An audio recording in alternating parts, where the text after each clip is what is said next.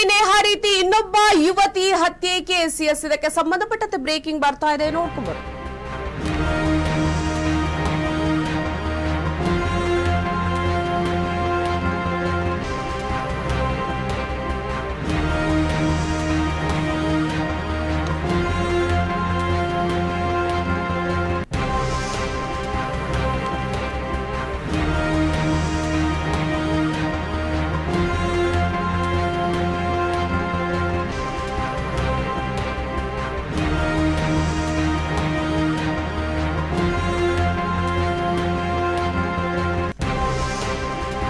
ಹುಬ್ಬಳ್ಳಿಯಲ್ಲಿ ನೇಹಾ ರೀತಿ ಇನ್ನೊಬ್ಬ ಯುವತಿ ಹತ್ಯೆ ಕೇಸ್. ಓರ್ವ ಪಿಐ ಮತ್ತು ಮತ್ತೋರ್ವ ಪೊಲೀಸ್ ಸಿಬ್ಬಂದಿ ಅಮಾನತು.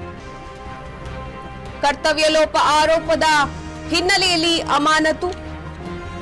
ನೇಹಾ ಮಾದರಿಯಲ್ಲಿ ಅಂಜಲಿಗೆ ಬೆದರಿಕೆ ಹಾಕಿದ್ದ ಆರೋಪಿ.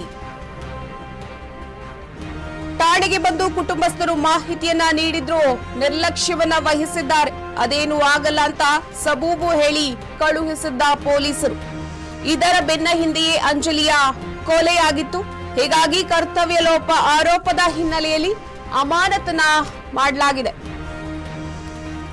ಇದೀಗ ಹುಬ್ಬಳ್ಳಿಯಲ್ಲಿ ಮತ್ತೊಂದು ಕೇಸ್ ನಡೆದಿರುವಂತದ್ದು. ನೇಹಾ ಹಿರೇಮಠ ಕೇಸ್ ಒಂದು ದೇಶದಾದ್ಯಂತ ಸದ್ದು ಮಾಡಿದ್ದ ಬೆನ್ನಲ್ಲೇ ಇದೀಗ ಪ್ರೀತಿಯನ್ನ ನಿರಾಕರಿಸಿದ ಯುವತಿಯನ್ನ ಪಾಗಲ್ ಪ್ರೇಮಿಯೋರ್ವ ಬುಧವಾರ ಬೆಳಗಿನ ಜಾವ ಮನ ಬಂದಂತೆ ಚಾಕು ಇರಿದು ಕೊಲೆ ಮಾಡಿ ಪರಾರಿಯಾಗಿದ್ದಾನೆ.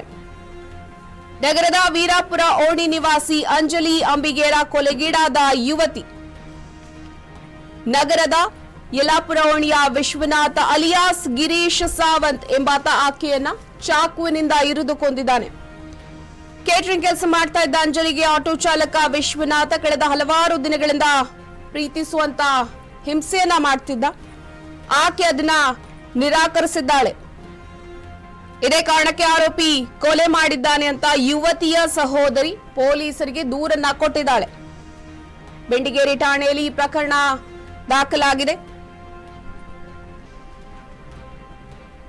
ಹಾಗೆಯೇ ಆ ಒಂದು ಸ್ಥಳಕ್ಕೆ ಜಿಲ್ಲಾ ಪೊಲೀಸ್ ವರಿಷ್ಠಾಧಿಕಾರಿಯಾದ ಡಾಕ್ಟರ್ ಗೋಪಾಲ್ ಬ್ಯಾಕೋಡ ನೇತೃತ್ವದಲ್ಲಿ ಹಿರಿಯ ಪೊಲೀಸ್ ಅಧಿಕಾರಿಗಳು ಭೇಟಿಯನ್ನ ಕೊಟ್ಟು ಪರಿಶೀಲನೆಯನ್ನ ಕೂಡ ನಡೆಸಿದ್ದಾರೆ. ಸಾಕಷ್ಟು ಮಾಹಿತಿಗಳನ್ನ ಕಲೆ ಹಾಕಿದ್ದಾರೆ.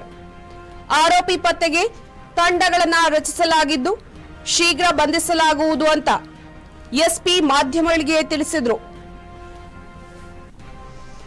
ಕೃತ್ಯ ಎಸಗಿದ್ದು ಯಾವ ರೀತಿ ಅಂತ ನೋಡೋದಾದ್ರೆ ವೀರಾಪುರ ಓಣಿಯ ಅಜ್ಜಿ ಮನೆಯಲ್ಲಿ ಅಂಜಲಿ ಇರೋದನ್ನ ತಿಳಿದಿದ್ದ ಆರೋಪಿ ಬೆಳಗಿನ ಜಾವ 5:30 ಸುಮಾರಿಗೆ ಕದವನ್ನ ಬಡಿತಾನೆ. ಅಂಜಲಿ ಎದ್ದು ಬಾಗಿಲನ್ನ ತೆರೆದ ಕ್ಷಣ ಹೊಟ್ಟೆಗೆ ಚಾಕುವಿನಿಂದ ಚುಚ್ಚಿ ಕೊಲೆಯನ್ನ ಮಾಡ್ತಾನೆ.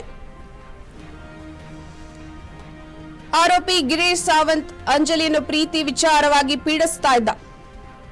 ತನ್ನ ಜೊತೆಗೆ ಮೈಸೂರಿಗೆ ಬರಲಿಲ್ಲ ಅಂತ ನೇಹಾ ಹಿರೇಮಠ ಹತ್ಯೆಯಾದ ರೀತಿಯಲ್ಲೇ ನಿನ್ನನ್ನು ಕೊಲೆ ಮಾಡ್ತೇನೆ ಅಂತ ಜೀವ ಬೆದರಿಕೆಯನ್ನ ಹಾಕಿದ್ದ. ಇದಕ್ಕೆ ಸಂಬಂಧಪಟ್ಟಂತೆ ಅವರ ಪೇರೆಂಟ್ಸ್ ಯಾರಿದ್ದಾರೆ ಅವರು ಪೊಲೀಸ್ ಸ್ಟೇಷನ್ಗೆ ಹೋಗಿ ಕಂಪ್ಲೇಂಟ್ ಅನ್ನ ಕೂಡ ಕೊಟ್ಟಿದ್ರು. ಆದ್ರೆ ಯಾವುದೇ ರೀತಿಯ ಒಂದು ಕ್ರಮವನ್ನ ತೆಗೆದುಕೊಂಡಿರಲಿಲ್ಲ. ಈ ವಿಚಾರಕ್ಕೆ ಸಂಬಂಧಪಟ್ಟಂತೆ ಈಗ ಓರ್ವ ಪಿಐ ಮತ್ತೋರ್ವ ಪೊಲೀಸ್ ಸಿಬ್ಬಂದಿಯನ್ನು ಅಮಾನತು ಮಾಡಲಾಗಿದೆ.